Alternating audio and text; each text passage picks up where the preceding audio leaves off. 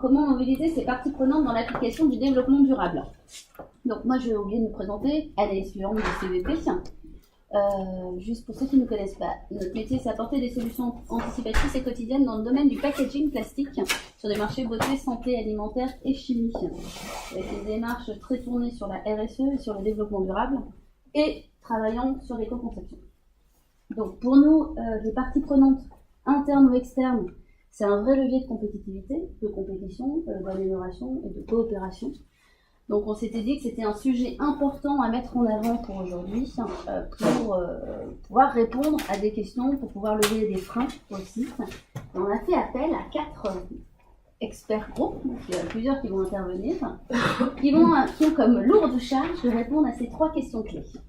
Qui doit-on impliquer dans l'application sur les parties prenantes sur le développement durable? Quand doit-on les impliquer, ces parties prenantes? Et comment les impliquer? Donc, on va avoir 4 intervenants. On va avoir Lucie, qui est le label de référence de la RSE, qui va intervenir sur le sujet. DHL, je vais le présenter, c'est un transporteur connu. Le Club Noé, qui est sur l'économie de la fonctionnalité et de la coopération. Simon rajoute souvent et de la connaissance, qui va venir avec Simon. Et le groupe RPC, qui est un de nos partenaires fournisseurs dans le domaine de la plasturgie. Je m'appelle Pauline Richard et je travaille donc chez Lucie en tant que chargée de développement. Je ne sais pas si vous connaissez un peu, c'est un label plutôt générique qui est chapeauté par la norme ISO 26000. Je vais revenir dessus. D'abord, je vais vous présenter qui sont nos parties prenantes en interne chez Lucie. Ensuite, la démarche pour être labellisée Lucie et comment on implique les parties prenantes dans cette démarche. Et puis, alors, l'agence Lucie. Aujourd'hui, l'agence Lucie, donc on est une SAS, une entreprise qui est détenue à 50% par des associations, 50% par des entreprises. Et on anime aujourd'hui une communauté qui est la première communauté engagée en Europe de 380 entreprises qui sont labellisées sur le chemin pour être labellisées ou qui ont d'autres labels, parce qu'aujourd'hui on n'est plus juste label Lucie 26000, on a d'autres labels qu'on détient aussi, sur lesquels je reviendrai. Et puis donc la partie prenante, la plus à prendre en compte, évidemment, en premier lieu, c'est les salariés. Donc, on est, nous, une petite équipe. On n'est que 7 chez Lucie, avec que des profils très engagés qui ont travaillé dans la RSE avant, qui connaissent les sujets et qui sont passionnés, évidemment. Donc, comme je disais, nos premiers groupes de parties prenantes, ça va être la communauté Lucie. Donc, 380 entreprises qui sont engagées sur les différents labels, 140 qui sont labellisées Lucie. Donc on a grandi, on est x6 depuis sur les 5 dernières années, présents partout en France, et puis sur 100 secteurs d'activité, parce qu'on part du principe qu'il n'y a pas, que tout le monde peut faire de la RSE, que tout le monde peut progresser en RSE, et donc on travaille vraiment avec tout secteur d'activité. Sur un peu de grandes entreprises, mais pas que, on est majoritairement avec des PME et des TPE sur le territoire français. Donc le label Lucie, aujourd'hui on a un réseau de 80 consultants, qui accompagnent les différents labellisés dans leur démarche. Ils sont vraiment partout en France. Évidemment, c'est des consultants qui sont consultants à temps plein, qui sont experts dans les sujets de la RSE et qui peuvent vous accompagner pour répondre à différentes questions, mettre en place la démarche chez vous. Voilà. Donc ça, pareil, c'est pour nous une grande partie prenante avec laquelle on travaille au quotidien, qui est très importante puisqu'elle nous permet d'accompagner, parce qu'à 7, on n'y arrive pas, à 380. Et ensuite, donc l'écosystème en général, avec des partenaires stratégiques, donc les 29 experts du comité labellisation, sur lesquels je vais revenir, qui permettent d'avoir le label, les 80 consultants, puis on a des évaluateurs qui vont venir faire des audits chez vous, qui sont aussi des parties prenantes avec lesquelles on travaille au quotidien sur ces démarches, et puis d'autres clubs et réseaux qui vous permettent d'avoir des réductions chez nous, institutions. Alors la démarche Lucie. Donc comme je vous l'ai dit, on s'appuie sur la norme ISO 26000, je ne sais pas si vous la connaissez, je pense que j'aurais pas réponse, qui est sur les 7 grandes thématiques de la RSE. Et les 7 grandes thématiques de la RSE, en fait, c'est vraiment comment arriver à travailler avec les différentes parties prenantes de l'entreprise sur les sujets de la RSE. Donc, par exemple, l'intérêt général, comment travailler sur son territoire pour arriver à créer de l'emploi, à travailler avec des fournisseurs locaux. Donc il y a aussi une partie sur l'éthique des pratiques, donc vraiment comment j'arrive à travailler avec mon fournisseur et à avoir les mêmes engagements, les mêmes idées, évidemment avec les clients. La qualité de vie au travail, parce que les salariés sont aussi des parties prenantes. Et donc nous, ce qu'on aime bien dire, c'est que la RSE, et en tout cas chez Lucie, on s'attache à le faire, c'est l'huile qui permet l'engrenage entre toutes les parties prenantes. Donc vraiment, ce qui permet de travailler sur les mêmes idées avec fournisseurs, clients. Alors, la RSE, on peut la travailler petit à petit. Le but étant d'arriver au sommet de l'Everest, évidemment, mais chacun gravit la montagne comme il le souhaite. Donc d'abord, c'est s'informer, partager. Donc c'est ce qu'on fait aujourd'hui.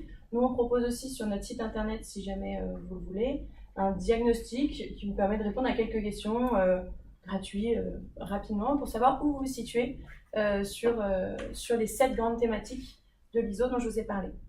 Et puis après, il y a se former. Donc chez Lucie, on a ouvert il n'y a pas très longtemps un centre de formation dans lequel on propose des formations tout à fait décorrélées de l'obtention du label sur des grandes thématiques RSE. Et puis on a aussi, pour aller vers la labellisation, une formation pour permettre à toute entreprise qui s'engage de bien comprendre ce que c'est l'ISO 26000, de bien comprendre ce que c'est Lucie et comment il va pouvoir procéder dans la démarche. Et puis ensuite, on s'est rendu compte qu'il fallait proposer une option pour que les gens qui gravissent la pente un peu plus doucement puissent progresser par étapes avant d'arriver tout de suite à la labellisation Lucie 26000. Donc on a créé ce qu'on appelle le parcours 1, 2, 3 qui vous permet de rentrer dans la communauté Lucie dans tous les cas avec donc, le diagnostic dont je vous parlais, la formation sur 2 jours qui vous permet de vraiment comprendre l'ISO 26000 et de préparer l'étape d'après qui va être une auto-évaluation. Alors, l'auto-évaluation va vous donner des codes d'accès pour aller sur notre plateforme en ligne qui s'appelle LOL, et dans laquelle vous allez devoir répondre aux 7 grands sujets de l'ISO 26000 qui sont découpés en 25 principes d'action. Et vous allez devoir y répondre sur comment mon entreprise traite ce principe d'action. Par exemple, dans la partie écologie, il y a 4 principes d'action qui sont l'éco-conception, jusqu'à tout le cycle de vie, et les déchets, j'en fais quoi. Donc ça va être vraiment qu'est-ce que je fais dans mon entreprise, y répondre. Et puis donc sur le parcours 1, 2, 3, vous allez avoir 2 ans pour faire cette auto-évaluation accompagné d'un de nos consultants. Et puis si vous voulez aller plus loin, parce que c'est quand même le but après, donc on a la labellisation Lucie 26000. Donc la labellisation Lucie 26000, c'est les mêmes premières étapes que le parcours 1, 2, 3. Donc je me forme, je réalise mon auto-évaluation sur Lucie Online.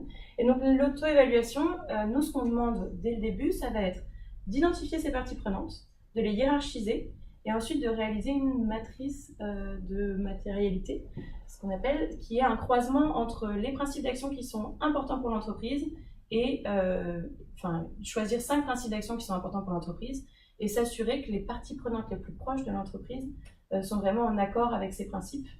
Et sinon, les questionner, essayer de travailler avec eux pour avancer sur les mêmes principes. Donc ensuite, vous complétez votre auto-évaluation et à la suite de ça, on va avoir donc les 3 évaluateurs dont je vous ai parlé qui vont venir faire un audit sur place à 380 pour avoir vraiment une vision 380 en interviewant aussi bien toutes les parties prenantes de votre entreprise pour vraiment avoir une vision aussi bien des clients que des fournisseurs, que des personnes en interne, des managers, des salariés, pour faire la même chose que ce que vous avez fait avant, une auto-évaluation et se rendre compte quels sont les principes d'action sur lesquels vous êtes bon et quels sont les principes d'action sur lesquels vous pouvez progresser en croisant avec l'importance pour votre secteur d'activité. À la suite de ça, vous allez devoir prendre des engagements puisqu'il va y avoir des principes d'action sur lesquels vous devez progresser parce que votre secteur d'activité. Donc vous allez prendre des engagements, rédiger des engagements, court terme, moyen terme, long terme, qui vont passer devant notre comité de labellisation. Le comité de labellisation, c'est encore une fois une partie prenante externe à Lucie, qui est composé donc de 29 experts en RSE, qui travaillent donc dans les directions RSE dans des petites structures, dans des grands groupes, qui sont consultants. Donc ils sont vraiment experts du sujet, aussi bien de votre secteur d'activité que des sujets de la RSE, et qui vont juger de vos engagements. Si oui ou non, vos engagements correspondent à votre secteur d'activité et correspondent à l'état dans lequel vous êtes.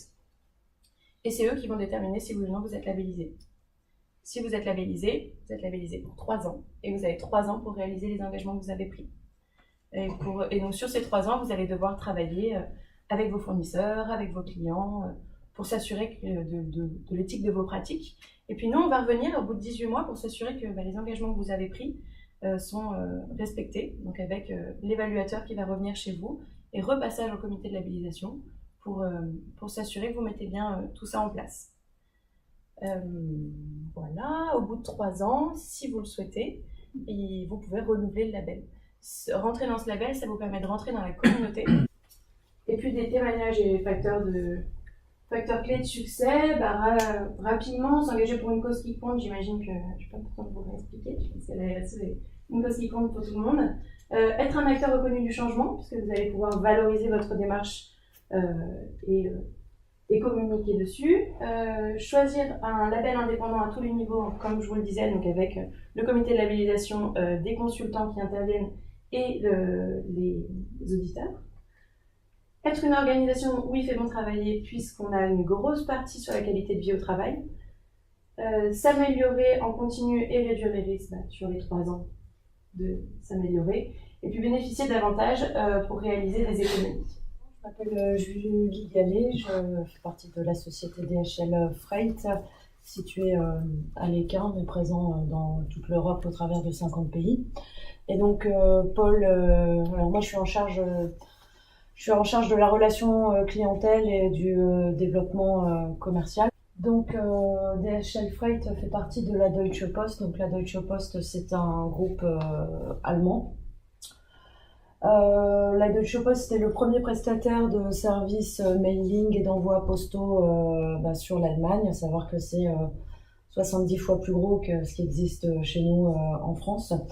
Et donc la Deutsche Post a décidé, suite à différents rachats de structures depuis des années, parce qu'il faut savoir que ça existe, en soit DHL via d'autres noms existe depuis 1850, donc très très ancien dans le secteur du transport, mais a décidé de se rattacher à une marque unique qui est DHL, qui était mondialement connue, pour proposer un service au travers du transport et multi-support de la logistique. La Deutsche Post étant une entreprise très importante, on a une responsabilité sociétale et des engagements très forts. Donc la première qui est Go Green, donc ça Paul vous l'expliquera par la suite. Go Teach, donc c'est encourager l'éducation au travers des pays tiers, mais on le fait aussi sur des projets locaux en France avec des personnes qui sont bénévoles. Et le Go Help, où on va apporter de l'aide et notre soutien, par exemple, où on est consulté systématiquement dès lors qu'il y a des catastrophes naturelles, pour apporter en fait notre expertise d'urgence en fait en cas de catastrophe. En fait, Freight, en fait, on est un global forwarder, donc on sait s'inscrire en fait sur une globalité d'une offre au niveau du transport. Donc, c'est-à-dire qu'on va pouvoir s'adapter par rapport aux demandes de nos clients. On sait transporter de l'ADR, on a la sensibilité, les certifications, l'accompagnement au niveau des chauffeurs, des camions notamment, tout ce qui est important à savoir, notamment pour l'environnement. On va avoir des secteurs d'activité bien spécifiques avec des experts, que ce soit pour l'industrie, la chimie, la pharmaceutique, l'automotive, l'aérospace, le retail, pour permettre en fait d'avoir une connaissance vraiment accrue et de répondre à la demande de nos clients selon leur typologie d'activité ou de fabrication. Donc, je me suis présenté en tant que responsable environnement. Je fais partie des 4 coordinateurs QSHSE qui déploient notre ensemble de démarches qualité, sécurité, sûreté et environnement sur l'ensemble d'une région géographique. Donc on est tous répartis sur une région, une partie, un découpage de la France, et chacun avec un pôle, un domaine d'action prédéfini. Donc l'ensemble de notre démarche QSSE, ensemble de démarches d'amélioration continue. Elle est bien chapeautée par des lignes directrices qui nous viennent du groupe Deutsche Post DHL, mais aussi qui est validée et auditée par les grands standards ISO qu'on retrouve souvent, donc l'ISO 14001 pour la partie environnementale, l'ISO 50001 qui va être nouveau pour nous cette année, mais on s'est lancé dans cette démarche. Donc pour notre démarche d'amélioration continue, alors au sein de DHL Freight France, mais aussi dans l'ensemble des entités du groupe Deutsche Post DHL, l'ensemble de cette démarche d'amélioration continue, elle est chapeautée par une méthode interne qui s'appelle First Choice, mais qui regroupe des outils de l'amélioration continue qui ont déjà fait leur preuve ailleurs. On parle de 5S, on parle de performance dialogue, de Gemba, de rondes de vérification en impliquant les salariés, en impliquant les managers,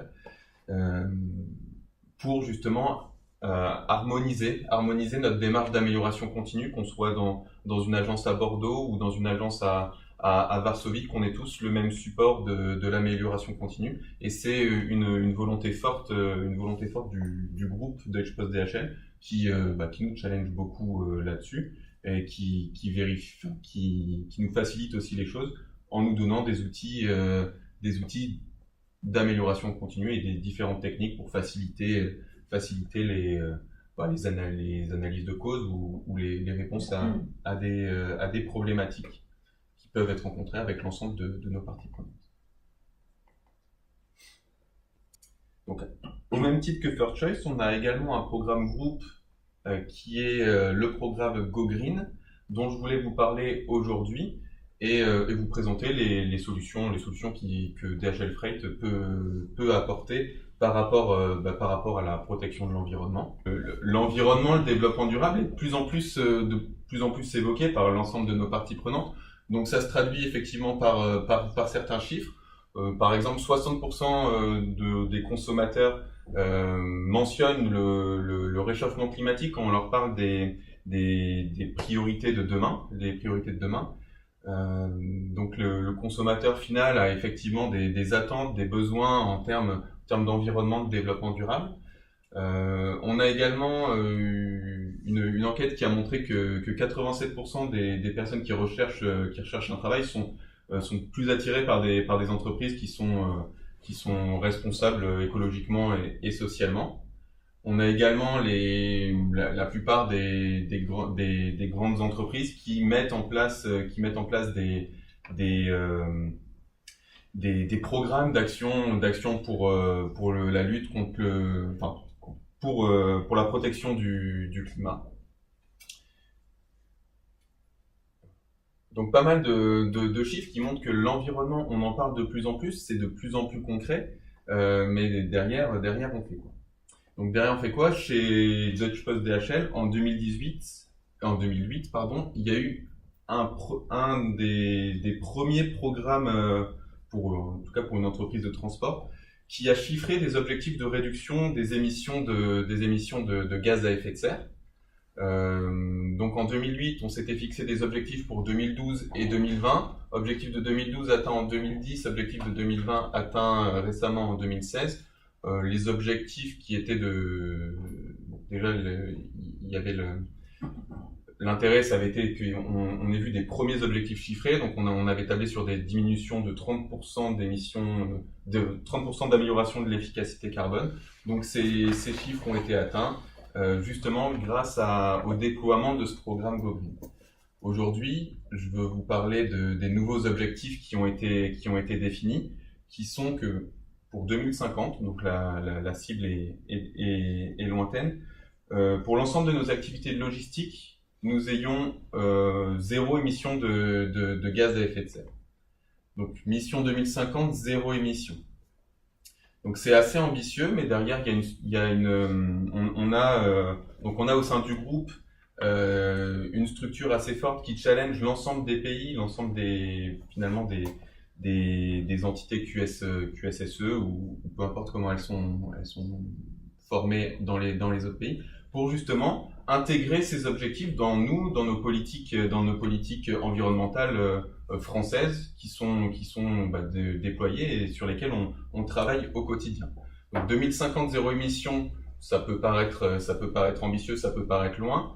On est quand même challengé sur des objectifs intermédiaires pour 2025, avec une augmentation de 50% de notre efficacité carbone, donc là c'est l'objectif global. Deuxième cible, c'est un objectif local, c'est de fournir 70% de solutions vertes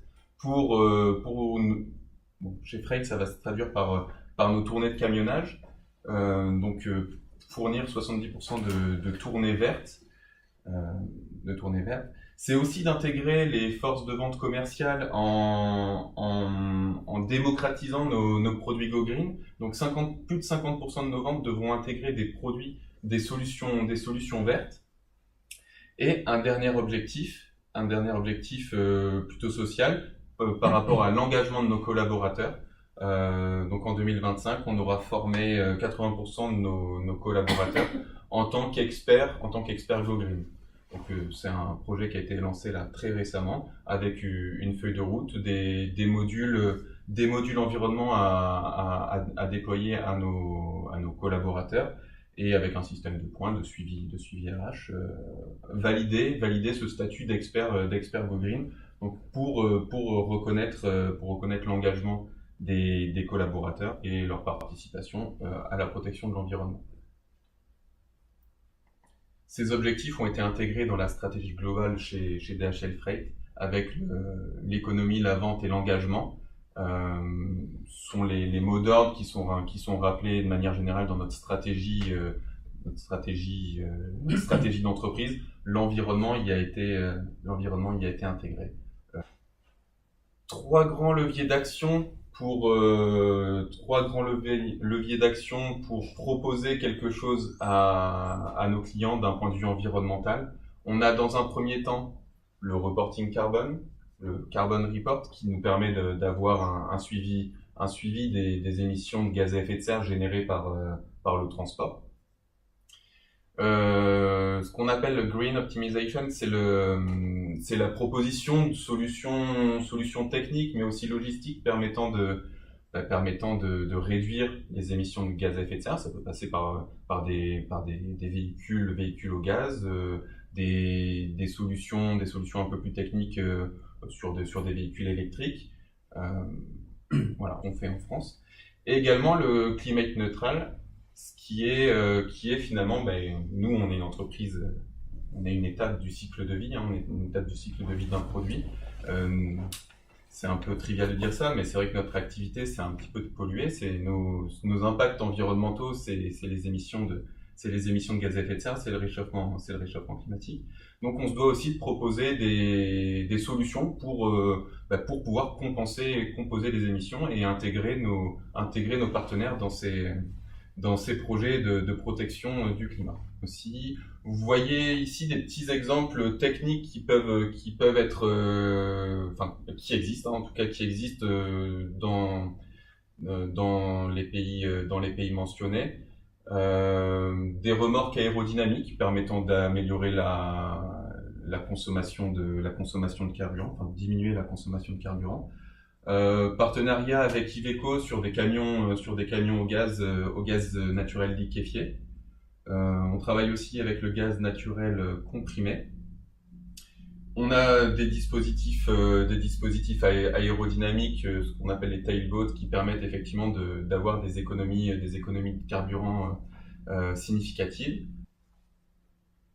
Un petit exemple sur ce qui peut être fait en France. Donc, ces données sont pas confidentielles, mais avec le client Galeries Lafayette, et pour livrer ces magasins dans le centre de Paris, on a démocratisé l'utilisation des véhicules au gaz pour réduire la pollution, enfin les émissions de CO2 dans Paris, les particules fines et le bruit, les nuisances sonores, en mettant 6 camions au gaz qui font les navettes tous les jours entre notre agence qui est située à Bonneuil-sur-Marne, au sud de Paris, et les différents magasins du centre de Paris, notamment pour les Galeries Lafayette. Ça nous permet d'atteindre des émissions, des réductions de, bon, ça c'est pas énorme pour le moment, mais d'une dizaine de %, sachant que le gaz c'est un des leviers les principaux en France pour nous, notre activité de freight routier. Un petit exemple d'un projet qui est en cours là au sein de la France, c'est la mise en place d'un kit de panneaux solaires qui va être mis sur les camions, notamment camions avec avion, hein, et qui permettent d'économiser 5% de carburant. Le Club Noé, c'est une association qui regroupe l'ensemble des acteurs économiques de la région de France qui s'engagent dans les nouveaux modèles économiques et plus particulièrement dans l'économie de la fonctionnalité et de la coopération.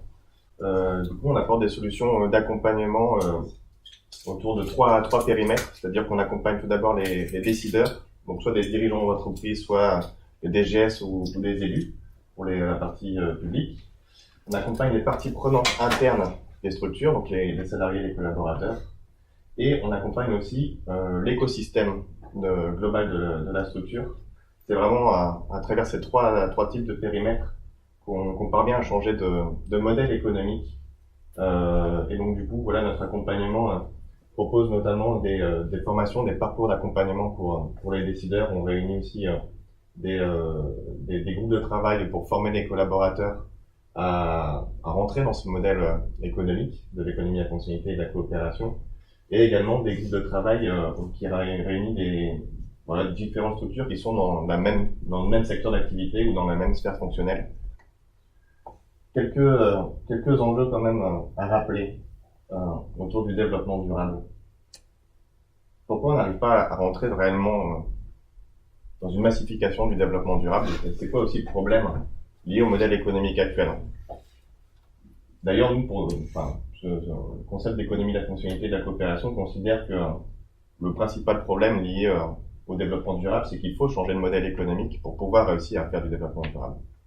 La vraie problématique, c'est que malheureusement, les intérêts économiques, sociaux et environnementaux ne convergent pas. Et les 3/4 du temps, lorsqu'on veut faire de l'économique, c'est au détriment du social et de l'environnemental, et quand on fait de l'environnemental et du social, ça se fait au détriment de l'économique, puisque ça coûte de faire du social et de l'environnemental, si on reste dans le modèle industriel actuel. Et les limites auxquelles on fait face, elles sont sur ces 3 ordres. En réalité, c'est pas qu'une crise sociale et environnementale qu'on vit, c'est aussi une crise économique, où ça fait maintenant une 40aine d'années qu'on n'a pas pu un taux de croissance suffisamment important pour développer l'activité et créer des emplois. Un rapport du GIEC encore nous dit qu'en gros on a 10 ans pour changer totalement de trajectoire et bifurquer. Sinon on ne maîtrisera absolument plus le dérèglement climatique, et il sera trop tard. Et puis au niveau social et sociétal, on a aussi beaucoup de phénomènes qui émergent comme ça, qui sont très inquiétants. Du type l'épuisement professionnel, du type les burn-out, du type les suicides sur les lieux de travail. Donc pour nous, l'enjeu, c'est de réussir à faire converger intérêt économique, social et environnemental. C'est ça pour nous, rentrer dans une dynamique de développement durable. Et pour y arriver, on va devoir en fait changer ce qu'on met derrière la valeur. La valeur déjà, c'est pas simplement les résultats que l'on atteint. C'est aussi tous les moyens qu'on va mettre en avant pour pouvoir atteindre ces résultats, et un certain nombre de ressources que l'on mobilise pour pouvoir arriver à un résultat. Nous, dans l'économie de la fonctionnalité et de la coopération, les ressources principales qui nous intéressent sont des ressources immatérielles. C'est à cette condition-là qu'on va réussir à faire du développement durable en vrai. Puisque si en réalité, si la valeur elle repose sur des ressources matérielles, on sera quand même obligé de choisir au bout d'un moment entre la croissance ou la planète. Puisqu'on n'est pas incapable de développer de la croissance dans ce cas-là, sans consommer toujours plus de matières premières. Et du coup, c'est quoi un modèle économique? Le concept de modèle économique, c'est un concept qui permet tout simplement de questionner comment on crée de la valeur, en réalité. Et donc du coup, dans la valeur, nous on distingue ce qui relève de la valeur d'usage, c'est-à-dire en gros l'ensemble des effets utiles que vous créez, et puis la valeur monétaire. Alors le gros problème dans le modèle économique actuel, c'est pas parce que vous créez des effets utiles que vous allez gagner de l'argent, si je dis les choses simplement. Il n'y a pas une convergence entre la valeur d'usage et la valeur monétaire. À travers la question, les 3 questions qui sont posées par CVP autour de cette conférence, avec qui y aller. Nous, ce qu'on propose à l'ensemble de nos adhérents, c'est déjà de définir leur système d'acteurs. Et d'ailleurs, vous remarquerez dans ce petit système d'acteurs que le mot client n'apparaît pas. Il y a peu de clients. Parce qu'on ne sait jamais qui c'est réellement d'ailleurs le client. Le client, c'est qui? C'est celui qui est le bénéficiaire direct de la solution. C'est celui qui paye. C'est peut-être un bénéficiaire indirect, etc. Si on veut vraiment identifier l'ensemble des effets utiles qui permettent justement d'intégrer les enjeux sociaux et environnementaux, il faut aller définir très finement qui sont les acteurs de votre système d'acteurs. Donc vous avez voilà quelques exemples un peu de types des grandes propriétés des différents acteurs que vous pouvez avoir autour de vous. Et une fois qu'on a défini bien votre système d'acteurs, on va se concentrer sur les ressources que je vous parlais tout à l'heure, qui sont les ressources immatérielles, qui sont les ressources les plus importantes pour nous, qu'il faut développer pour faire du développement durable. On vous conseille d'y aller notamment avec les personnes, les acteurs qui vous rendent compétents. Je considère qu'il n'y a personne de compétent qui est en soi. La compétence, c'est pas les qualifications. La compétence, elles sont vraiment appréciées en situation, c'est-à-dire que vous pouvez être un très très bon manager, par exemple. Vous savez embarquer vos équipes avec vous. Je vous mets un très mauvais dirigeant d'entreprise au-dessus de vous, qui est un vrai tyran, etc., qui vous tétanise, vous serez totalement incompétent. Donc du coup, identifiez les personnes,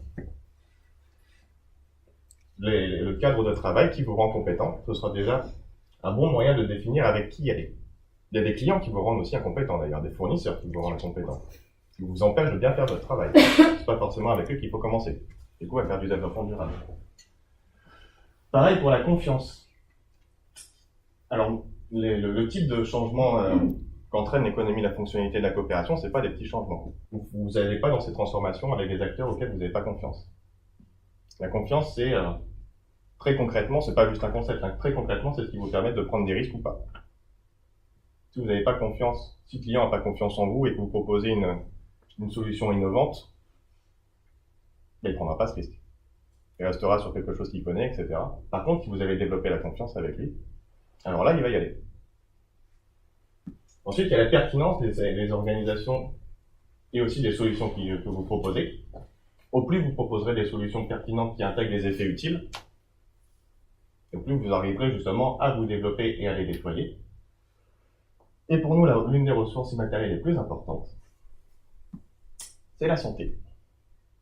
Puisqu'en fait, l'économie de la fonctionnalité de la coopération, à la base, c'est un modèle qui a été pensé par un laboratoire d'intervention et de recherche qui travaillait sur les enjeux de santé au travail, donc qui travaillait sur les troubles musculo-squelettiques et les risques psychosociaux, et qui s'est rendu compte qu'on ne pouvait pas agir efficacement sur cet enjeu de santé au travail sans changer de modèle économique.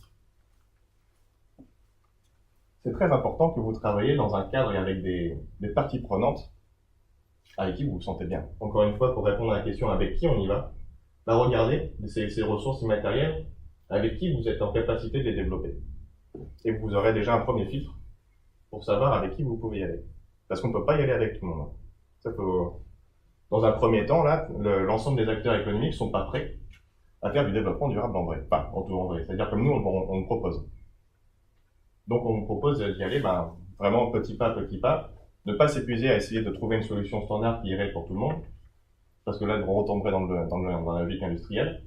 Vraiment sélectionner ceux avec qui vous allez être en capacité de développer des vraies innovations qui permettent d'aller vers le développement durable. Autre concept très très important pour nous, et toujours lié à la question du système d'acteurs et de la valeur, c'est d'identifier l'ensemble des effets utiles qui sont non intentionnels et qui sont positifs ou négatifs. Les externalités. Typiquement, effectivement, pour DHL, une externalité, c'est effectivement la pollution. Ils ne font pas exprès de polluer, c'est bien un effet qui est créé, qui impacte quelqu'un dans le système d'acteurs. Qui c'est que ça impacte? Qui est réellement intéressé à ce que DHL baisse ses consommations de carburant, d'énergie, etc. pour diminuer l'impact environnemental? Quand impliquer les parties prenantes? L'idéal, c'est dès le départ. C'est-à-dire, même pas qu'on a la solution. L'idéal, c'est même de co-construire la solution avec ces différentes parties prenantes pour qu'elles soient réellement pertinentes.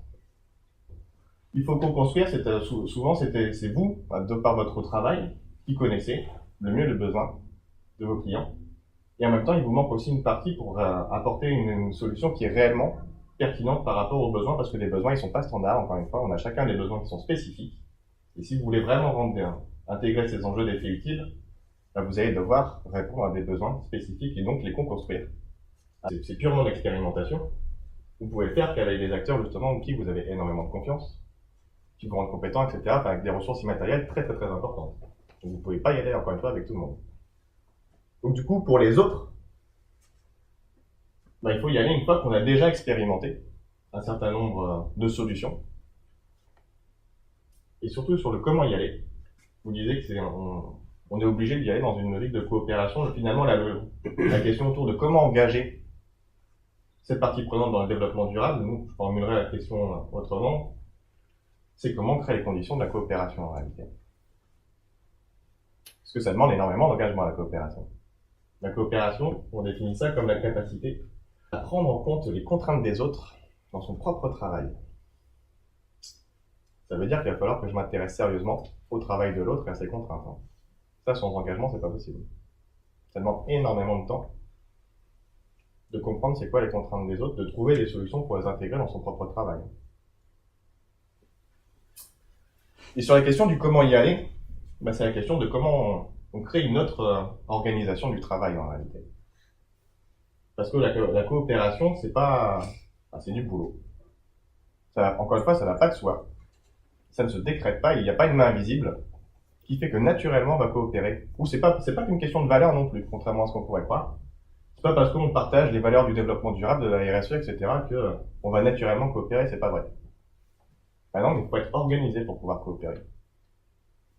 C'est-à-dire que, et en plus, on sait pas trop comment ça s'organise. C'est quoi, comment je manage le travail pour que les gens, ils coopèrent mieux en interne ou en externe? En vrai, c'est la question. Et pour nous, la réponse, c'est ce qu'on appelle l'organisation réflexive. C'est-à-dire que quand vous travaillez, vous êtes ici, donc dans le temps, vous faites une action avec un client, un fournisseur, etc. Mais si on veut évaluer la valeur comme nous on la propose, mais on se rend compte qu'on ne sait pas trop comment les gens, qu'est-ce qu'ils ont réellement fait dans leur travail et qu'est-ce que ça a réellement produit. C'est très difficile de savoir quels sont les effets utiles qui ont été produits lorsque vous rendez service à un client. D'autant plus que il y a plein d'effets utiles qui vont apparaître, pas uniquement au moment de la transaction avec votre client, mais peut-être bien plus tard, peut-être 6 mois après la transaction. Ça, vous le savez pas. Parce que vous êtes peut-être dans une relation one-shot avec un client et que les effets utiles que vous lui avez rendus, ils sont manifestés 6 mois après. En gros, il faut à chaque fois prendre un temps pour revenir en arrière, c'est-à-dire tout simplement analyser les deux choses que je vous disais dans ma première diapo sur la valeur, c'est-à-dire quelles sont les ressources qu'on a mobilisées pour rendre le service et quels effets utiles ça a réellement apporté. Et ça, il faut le discuter aussi bien en interne, avec les salariés en interne, si possible entre pairs, pour bien comprendre c'est quoi le travail de l'autre, et pas juste la fiche de poste, pas le prescrit, pas les tâches qu'il est supposé faire, etc. C'est ce qu'il fait réellement. Comment il s'y est pris pour créer des conditions de confiance avec tel ou tel client.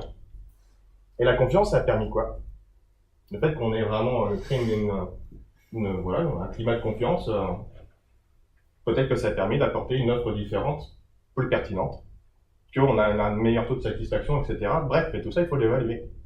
Sinon, ça n'a pas de valeur, on ne sait pas à quoi, on sait pas intégrer dans nos offres, on ne sait pas le valoriser, surtout monétairement.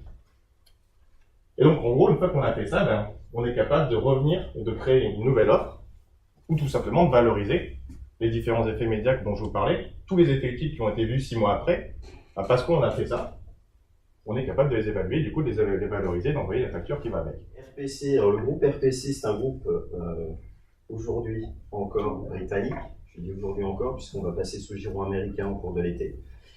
Et à notre échelle, Michel et moi sur la France, nous avons 2 usines en France, une qui est basée, je reviendrai là-dessus après, une qui est basée dans le Jura et l'autre qui est basée en Bourgogne.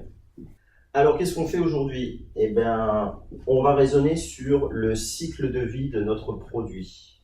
Notre produit, l'emballage, il vient d'où? Il vient de la matière brute, du plastique, donc, oui, beaucoup de pétrole, Notre responsabilité ou les actions d'amélioration, elles vont être sur du sourcing le plus local possible et sur rechercher des pistes de développement de nouvelles matières d'alimentation. On va travailler aussi sur la conception et le développement. La conception, c'est quoi? C'est utiliser, enfin, à partir d'une pièce existante, identifier tous ses points faibles et faire en sorte que la prochaine génération, les prochaines gammes de produits qu'on lance apportent des améliorations. On va pas chercher à résoudre tous les problèmes, on va chercher à faire étape par étape. Donc, apporter des améliorations, il y aura des exemples concrets qui vous seront donnés au cours de cette présentation également. Au niveau de la fabrication, ce sont des actions assez simples pour de la réduction de consommation d'énergie, de réduction de déchets, de réduction de consommation d'eau.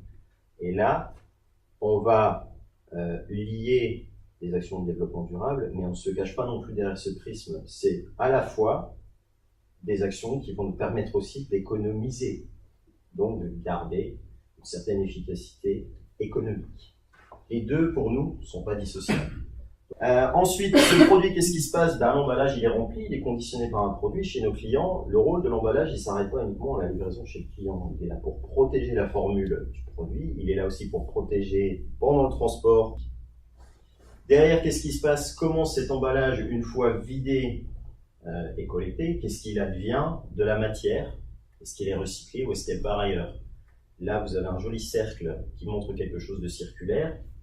Une fois encore, on ne va pas se mentir, aujourd'hui, un emballage, il peut être aussi bien détruit, on va appeler ça de la valorisation énergétique, donc il est brûlé, il génère de la chaleur.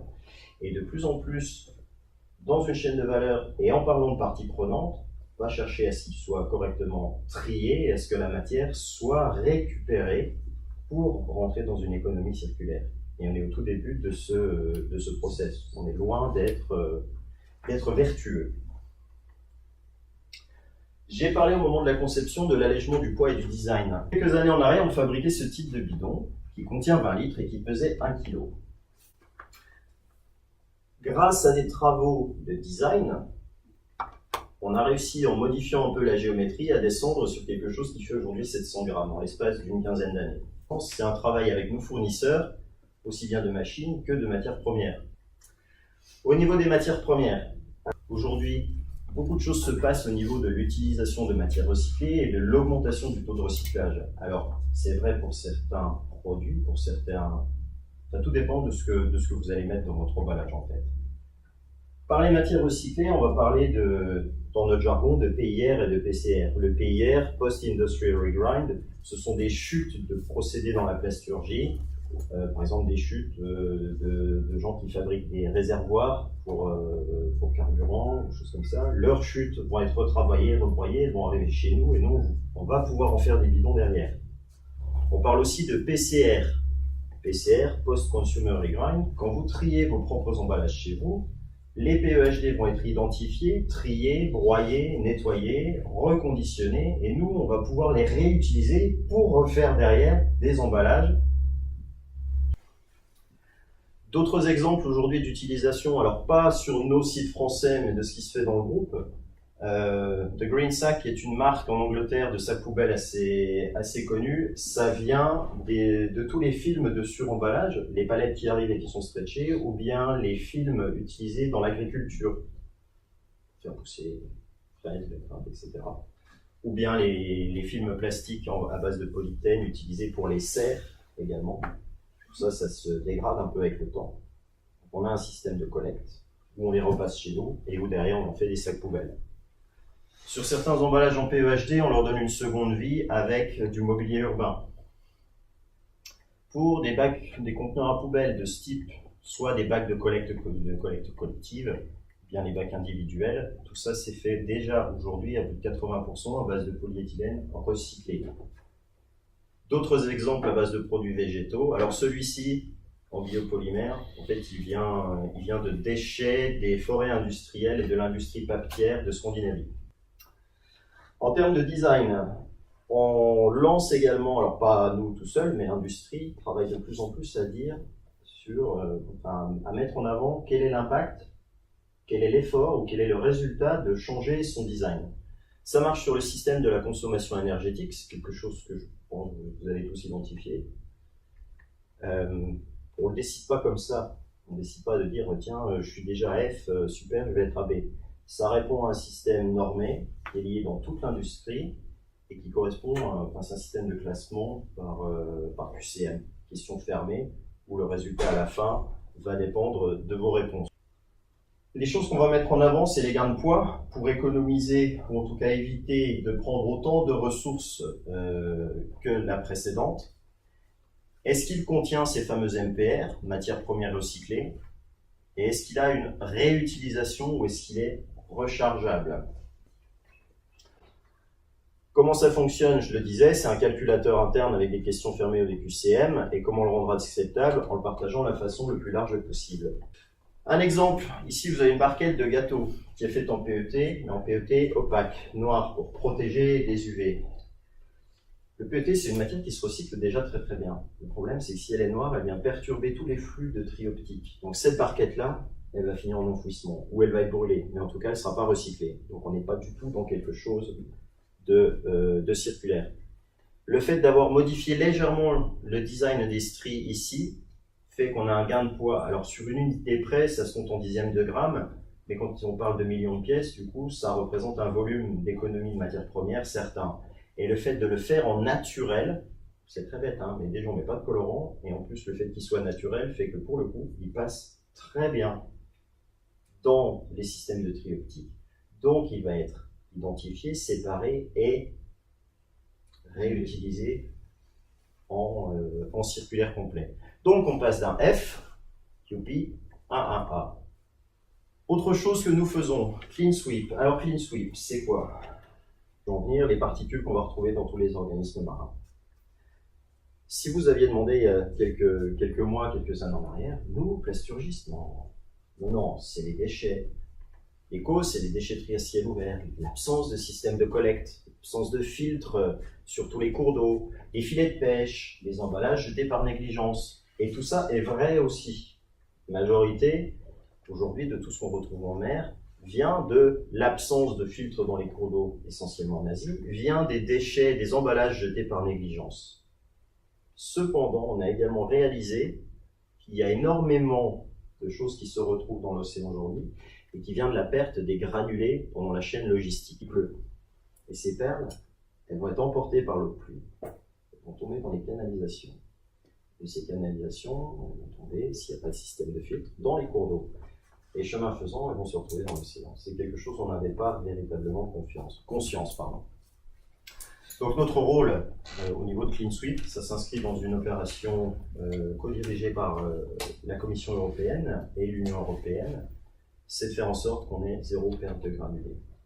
Et là-dessus, il n'y a pas d'objectif économique ou quel qu'il soit, puisque quand on les balaye, on ne va pas non plus les réutiliser. C'est simplement nous assurer, mettre en place des systèmes qui font que nous, plasturgistes, on évite que notre matière première vienne perturber l'environnement marin. D'autres choses qui existent, nous avons une filière en interne en Angleterre qui s'occupe elle-même du recyclage. En conclusion, aujourd'hui, on a vu ensemble ce que nous faisons en tant que RPC, en tant que société, sur les cycles de vie des produits, sur l'utilisation des matières premières, sur la veille technologique avec nos fournisseurs, encore une fois dans l'utilisation de matières soit recyclées ou plus vertes, l'intégration d'un recycleur en interne et notre implication dans le programme Clean Sweep pour réduire nos impacts écologiques. On a parlé des contraintes sur les emballages de produits chimiques, ce qui font qu'on a certaines limites en termes de développement purement durable et qu'on est toujours obligé d'utiliser du plastique issu de pétrole. On a parlé d'associer l'ensemble de la chaîne de valeur, nos fournisseurs de matières, nos fournisseurs de machines, la logistique, oui. Je suis moi personnellement impliqué là-dedans, donc peut-être qu'on discutera après. Et l'implication politique. Et en dernier élément, l'innovation comme garant de la pérennité de la filière, avec cette histoire de recyclage chimique pour les déchets plastiques. Chez CVP, on est fortement impliqués. Vous avez vu 4 intervenants ici qui sont 4 parties prenantes de CVP, en tant que fournisseur, en tant que partie prenante externe, ou ici, et puis d'autres parties prenantes de CVP. Il y a des collaborateurs que vous avez ici. C'est aussi, nous, notre démarche chez CVP sur la RSE, sur le développement durable, c'est vraiment quelque chose qui fait partie intégrante de notre ADN. et qui est véhiculé, qui va être véhiculé par tous et qui est visible. Ce qu'on va travailler, on va travailler sur l'ensemble des parties prenantes. Moi, je ne veux pas qu'on travaille que sur une ou deux parties prenantes. On va regarder la chaîne globale. Donc sur le droit humain, effectivement, nous, ce qu'on fait en interne, chez CVP, on fait un bilan social annuel qui est diffusé en interne à nos collaborateurs. Il y a des audits de fournisseurs sur les thèmes RSE, éco-conception, qui sont de plus en plus importants, qui sont envoyés. Il y a des évaluations qui sont mises là-dessus, avec où vous en êtes et où vous voulez aller. C'est pas pour dire c'est pas bien, etc., mais c'est pour voir si la démarche est enclenchée et si on veut avancer, et avec aussi quelle partie prenante on choisit, avec qui on a de la confiance, la compétence et de la valorisation. On travaille aussi sur la prévention de la discrimination et de la diversité, donc c'est aussi dans notre questionnaire, c'est important, c'est des choix forts qu'on fait. On va être très loyal. Nous, ce qu'on va rechercher sur le partenariat aussi avec des fournisseurs ou des clients, c'est du partenariat long terme. On n'est pas sur du short terme et des one-shot. Au niveau de la gouvernance, on a un mode de gouvernance assez particulier. On est sur du participatif. CVP n'est pas une SCOP, mais CVP, pour tout ce qui est comité de direction ou comité de pilotage, des copines, nous sommes sur une personne, une voix. Peu importe le pourcentage, on va dire, d'action dans l'entreprise, ou peu importe le rôle que l'on a au sein de l'entreprise, manager, pas manager, c'est vous participez au projet, vous avez autant de voix que tout le monde.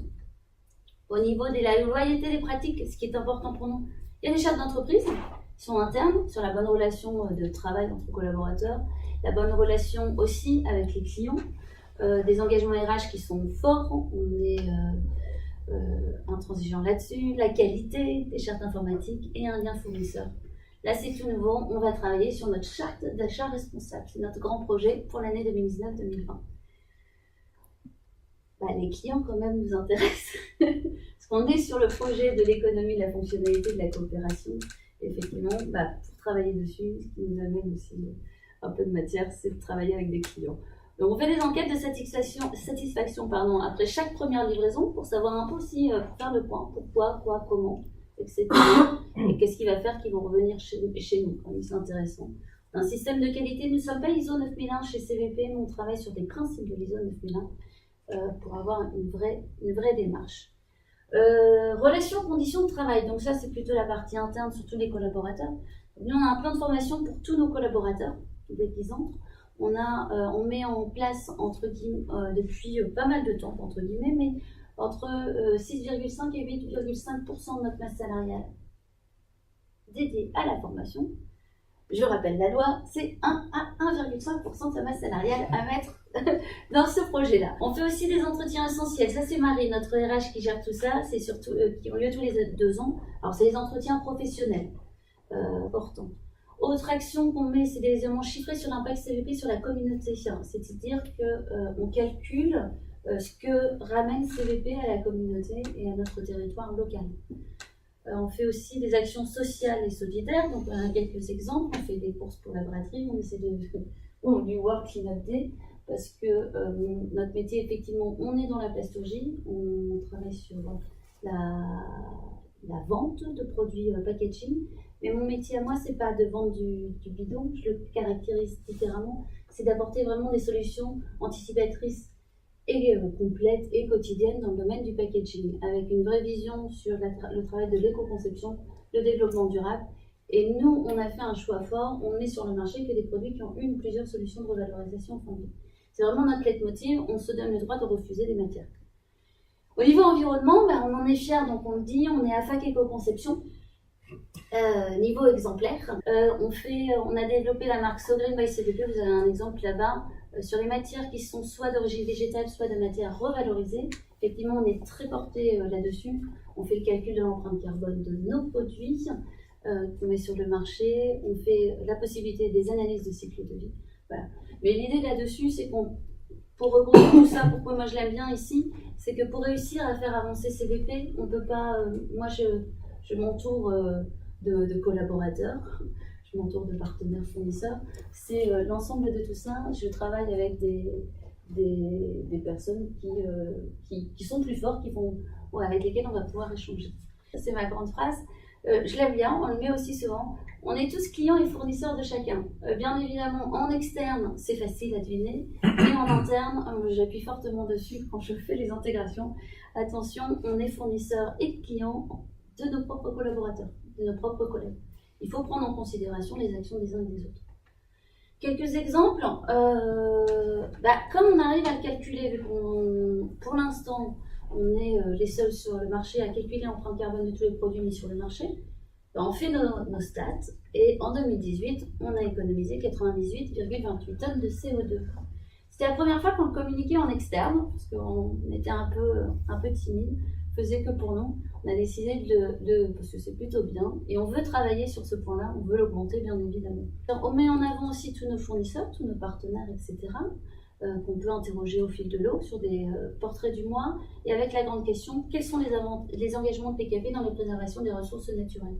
On a toujours peu importe le fournisseur, là c'est notre fournisseur étranger, mais on a toujours besoin et on veut toujours travailler avec des parties prenantes qui vont avancer sur cette même démarche. Et je retiendrai aussi par rapport à tout ce qui a été dit, c'est qu'on a tous des actions qui ont été enclenchées, on a encore pas mal de choses à faire, c'est ça qui est plutôt intéressant.